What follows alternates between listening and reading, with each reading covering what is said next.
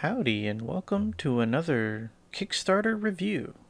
And this time it isn't Reaper Bones 5 or 6 related, although you can certainly check those out in the links below. No, this is a little Kickstarter brought to us by Andrew May of Marginalia Miniatures. Specifically, we'll be taking a look at the medieval Marginalia Miniatures Kickstarter. Before we get started, if you like this content and want to help grow this little channel of ours, leaving a like and subscribing is most helpful and much appreciated. There are, of course, other ways for you to follow and support me directly as well, which I've linked to on the screen and in the description below, but I don't want to take up too much of your time, so let's get on with the review. Now, this Kickstarter is what I would describe as a bit of an oddity. It's comprised entirely of smaller, niche miniatures, which, as the name implies, depict some of the strange, bizarre creatures and characters that you would find scrawled in the margins of real medieval texts. As anyone who has even briefly studied that time in history can tell you, folks back then had, well, quite the imagination, so you can expect to see some very odd, very strange, very unique bits of inspiration for the miniature painting world in this Kickstarter's offerings.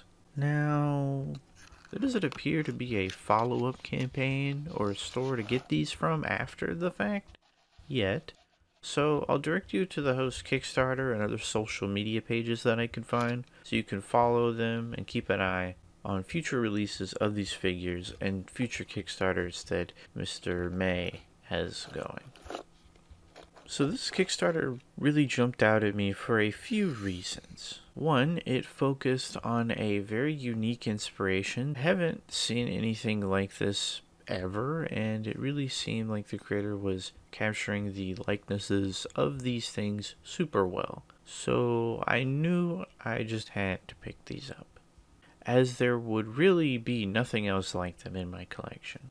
Second reason, this is a small business. Seems like it's just one person with a few business contacts. Always great to help out small creators, which is why I sincerely suggest y'all check them out through the links I provide in the description. Third, there were snails involved, and my partner is a huge fan of the shelled sleushers. And four, these were not just 3D models that I would have to print out or pay someone else to print them, because I don't own a 3D printer. So all these 3D printing Kickstarters, sadly, they just don't appeal to me because I cannot make use of them probably for many years, and I'm not gonna pay top dollar in these times for something that I'm essentially having to invest in. That maybe I'll have a printer one day, but 3D printing Kickstarter rant aside, moving on. Now, I don't own a lot of metal miniatures, so I don't really have much perspective on whether these are the utmost quality of metal or the right process for painting metal, but I can just look at the sculpts for what they are. My initial impressions looking at all these is that they are very small and super unique looking. As far as size goes, I don't think I really had a scale in mind when I was looking at these in image form. I figured these would be on the diminutive side, as they were said to be on the lesser end of the 28mm scale. Still, some of these are tiny, mostly referring to the freebie minis. It's super impressive to see how much detail the artist managed to pack into such small pieces. These could definitely make for some very odd, very personal familiars or unique bits of set dressing. The larger models, which are about at like a medium size for D&D, are just as impressive. Andrew really faithfully recreated these bizarre 2D creatures in an impressive 3D format. I can see where some liberties had to be taken to bring the images to life, but overall it really looks like each of these things just walked right off the page. Yeah, all of these look like they would fit in well with any kind of fae shenanigan or demonic troop. Enough generalizing, what did we get specifically? Well, from a standard pledge of 38 euros, we got a demonic looking goat man, a lanky, furry brother to the goat man, the musical Mr. Bones, a swordsman with legs for days, a weird dog, a weird dog with a knife, a weird flying dog, a dog man or a man dog giving a reluctant ride to a snail, a dragon wearing a fancy hat, an angry dandelion, a walking head, and of course, perhaps the best mini of the lot, the incredible walking ass.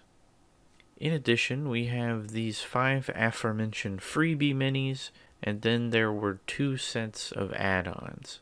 With both of these add-ons containing 2 minis at $10 each, these weren't exactly cheap, but they felt relatively necessary to round out the Kickstarter. In our first set, we have a dog jousting from atop a rabbit versus a rabbit atop a snail with the face of some Greek philosopher or generic old man. The second set features another rabbit knight piggybacking off an ape versus a snail who is just being a snail piggybacking off another ape.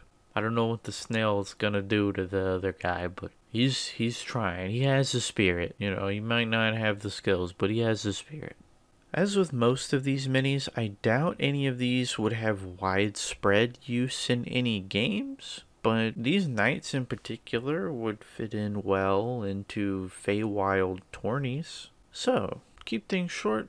With all this in mind, was this Kickstarter worth my money? Well, the euro has fluctuated a bit since this Kickstarter launch, but it cost me about $70 US, and that is a bit pricey for me. Still, it's about $3.33 per mini, all of which seem to be small or tiny. That price isn't out of the realm of normality for miniatures these days, but it is certainly much cheaper than most metal mini prices out there, even at these scales. Again, this was a really unique set of figures, and I was really drawn to them. Plus, it's a small business run by one person, so yes, I would say this was worth the cost. I was not super familiar with Andrew May or their work before, but I have to say that I am thoroughly impressed and look forward to seeing what comes next from them.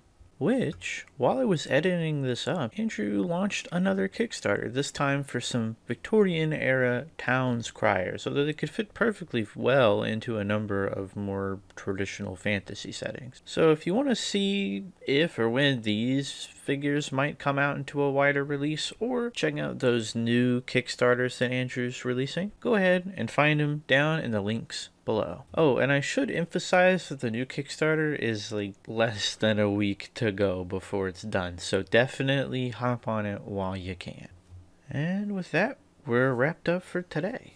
Thank you so much for watching. I really love making these videos, and so it makes me really happy to see y'all's support. I love the support I'm getting on the Bones Kickstarters, but I think it's also really great to highlight these smaller, maybe lesser known Kickstarters. So yeah, definitely go check out Andrew May's work, both on and outside of the Kickstarter platform, and throw them some support, and get some minis while you're at it. These are, you know, some of them are pretty one of a kind. Like the Town Crier set that's coming out, I've not really seen stuff like that elsewhere, especially not at the price point. And you know, if you love metal minis, this is a great way to get some. And Andrew seems to have a really great track record with delivery, so you got nothing to be worried about there. So yeah, go check him out. I hope this video helped you gauge some of his work, and I hope to see you again the next time I review a Kickstarter like this. I'm not sure when that will be, but it will happen again eventually, that's for sure, because these are a lot of fun to do. And I hope to see you next time on any of my painting series or my other Kickstarter reviews. Have a good one,